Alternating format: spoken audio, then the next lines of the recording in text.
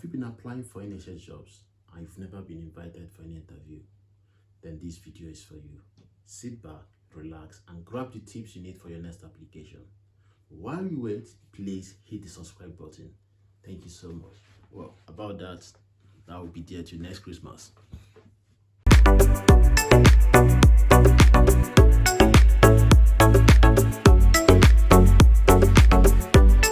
Welcome back, guys. Let's go straight to the business of the day. So the first thing you want to do is to create a profile on NHS jobs. Have your own profile there, save it. So put in your personal statements, put in your personal details, just fill out all the forms there. It's very easy, straightforward. But the most important thing is create your profile there, save it, and then turn on notifications for the jobs you are looking out for. So if you're looking out for a nursing job and sometimes you might have a location preference, maybe you want to stay in London or you want to stay in Birmingham, just turn on the notification for that. So whenever the trust in that area puts out jobs, you get it immediately. Again, if you don't have preference for any for a location, a particular location, don't worry about putting the location. Just go in and put in the job you're looking out for, and then turn on the notification for that. So whenever any trust puts out any job vacancy, you get it immediately on your phone, your emails, your laptop immediately. And the next thing you want to do is apply on that day. So if there is a job advert on the 21st of January, you are going to get it immediately.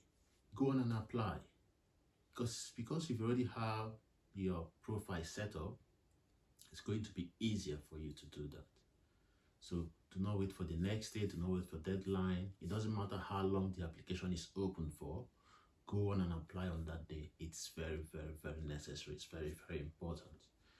The next thing you want to do before you submit your application, or before you go on and start filling because the main part of your application is your supporting statement, okay?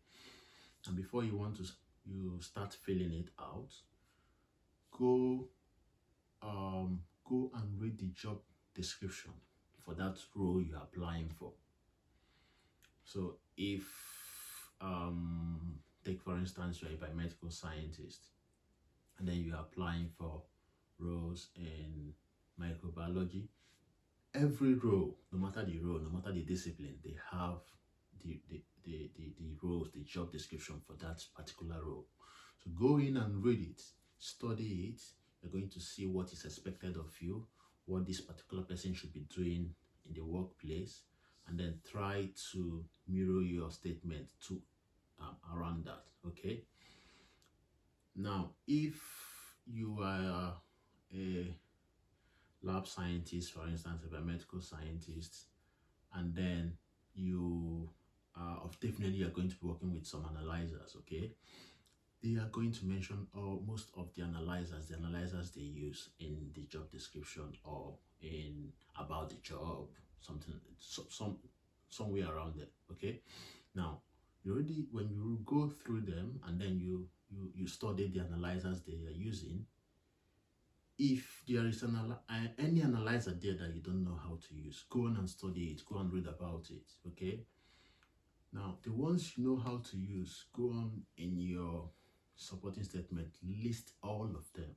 The ones that they use in their lab that you've used before, list all of them. Then the ones that weren't listed there, that you've used in your previous places of work, go on and list them all. It's very, very important, okay? It counts in your experience.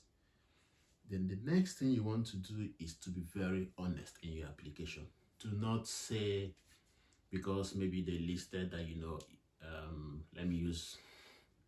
they listed one of the analyzers they use is a Vitek analyzer, okay?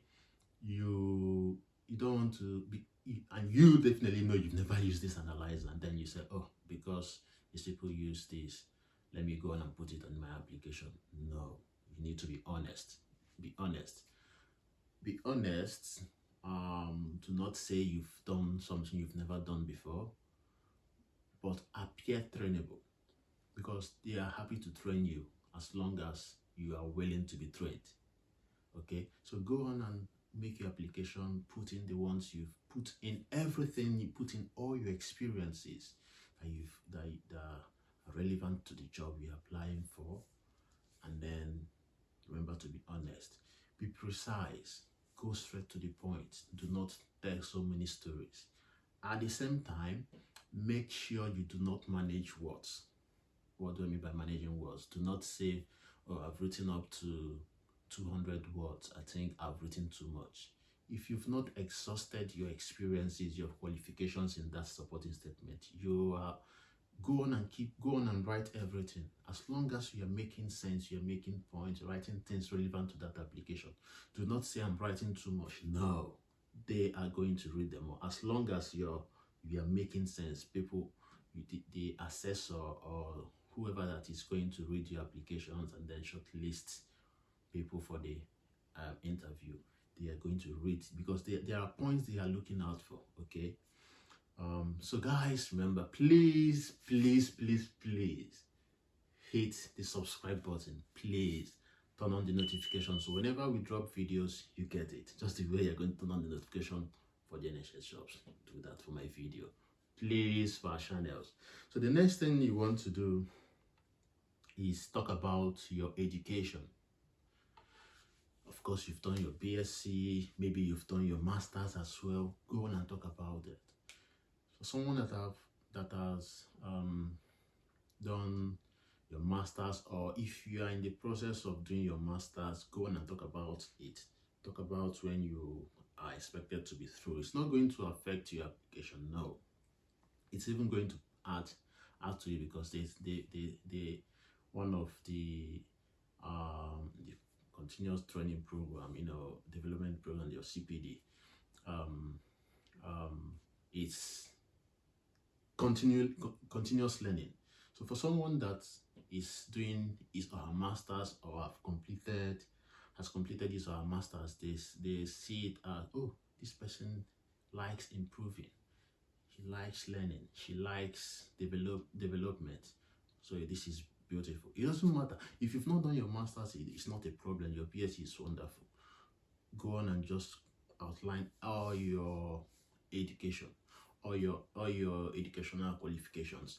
Then if you've done any other courses that are relevant to that particular post, take for instance, you've done blood pathogens with maybe Washington University online, you've done clinical management of blah blah blah, HIV, you've done basic life support, you've done whatever you've done, as long as it's relevant to the role you're applying for, go on and list it. I think there is a place, yes, there is a place in your support, in your profile, that you're going to even list. I think some place in your qualifications, list everything there.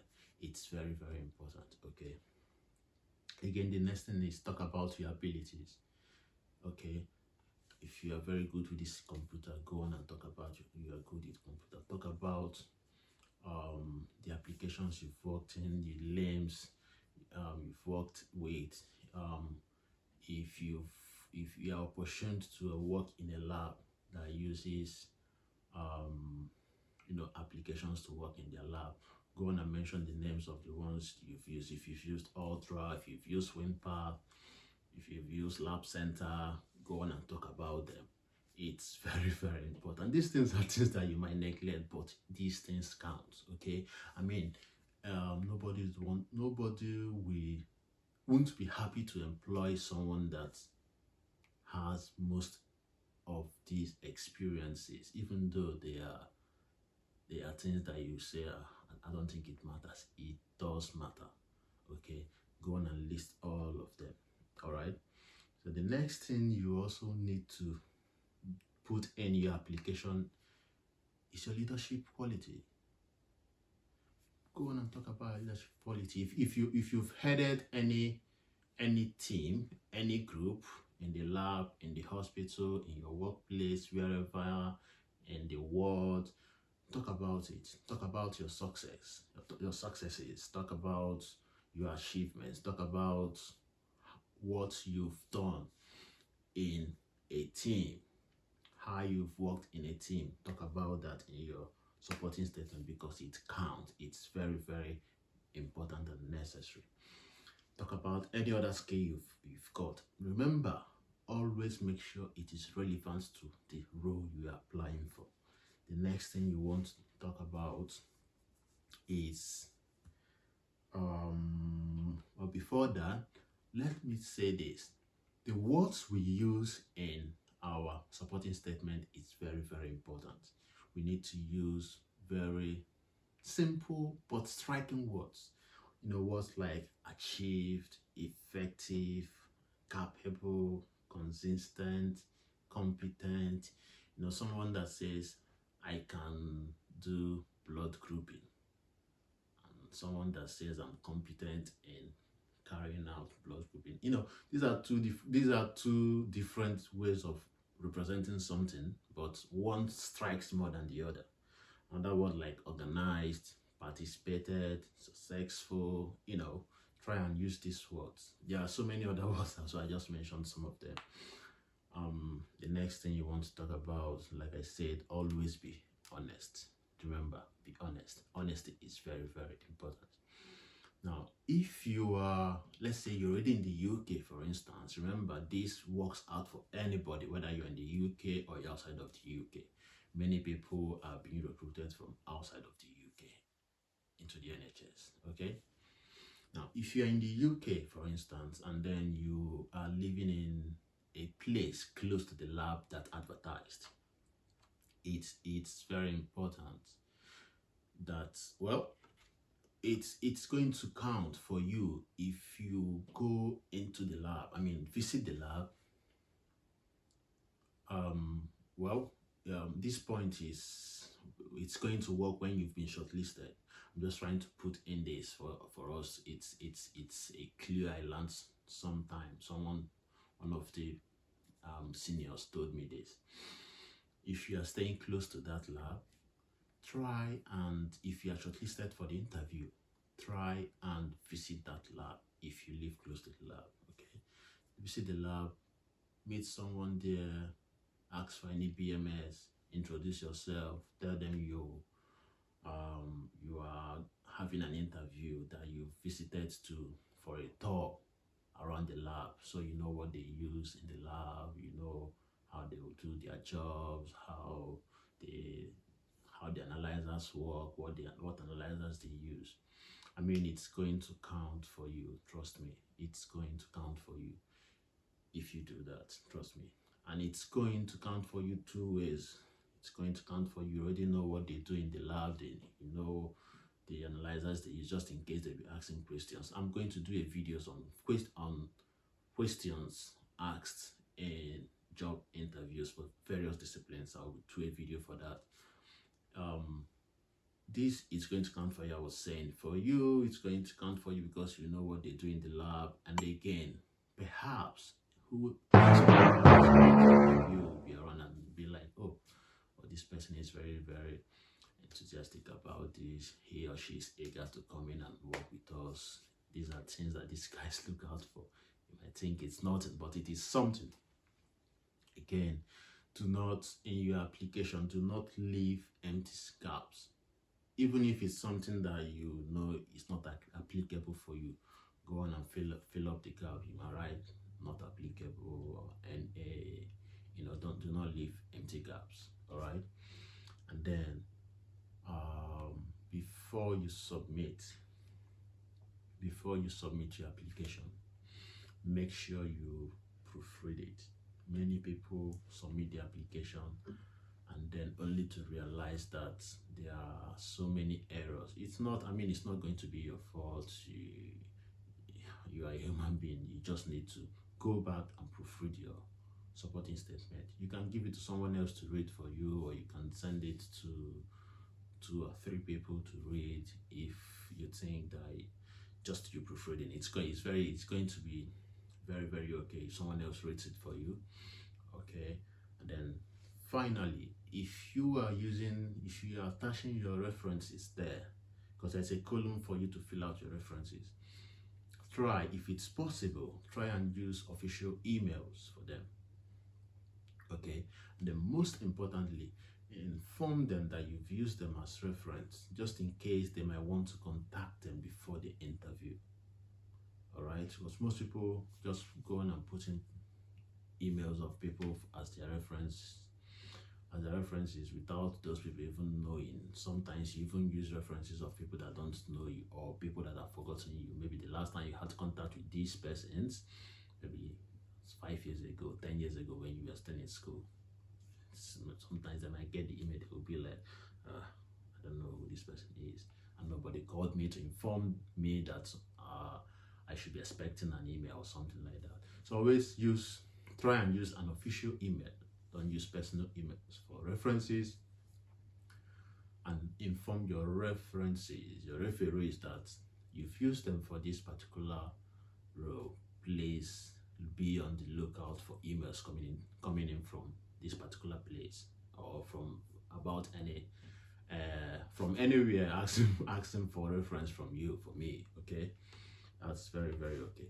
And then I am going to mention one thing, because you stayed to the last minute, the last 50 seconds of my video. There is one reason that people might not be able to get, sometimes it's not like it's a reason you don't get shortlisted. One reason is or you don't get the interview, or you don't get successful after your interview. Sometimes some adverts may be an internal advert. Okay, what do I mean? They put it out on the site, but someone in the lab, or someone in the center, or someone in the ward had already applied for that, already indicated interest. So it will be priority for the person over any other person coming out. But then, if you do very well in your interview, it doesn't mean, if you do very well more than whoever that is applying internally, you are going to get the job. I've seen a situation whereby someone that applied internally, she knows everyone in the lab. This is where she works. She knew the interviewer, she knew the head of departments and all that, but she didn't get the job, because there was someone else that came in. The person had more experience, the person did better, the person had more skills to show, had the things they were looking out for more than she did. They went for the other person because everybody wants the best. So guys, go on, apply this technique in your applications, and I bet you are going to get shortlisted. I believe that. You should believe that.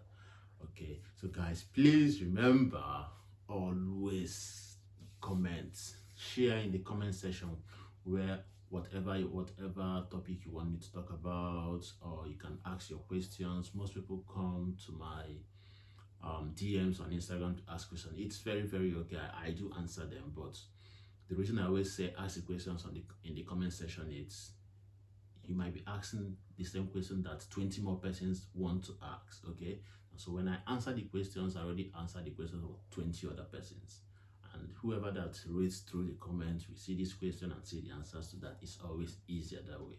So thank you so much for watching this video. Please subscribe to my channel, like, drop your comments, share this video. This keeps me going. This is the motivation I need. This is the change I need from you guys. This is the love I need from you guys. Thank you so much for watching. Always share my videos to your friends, to people that need it. Thank you so much. Bye.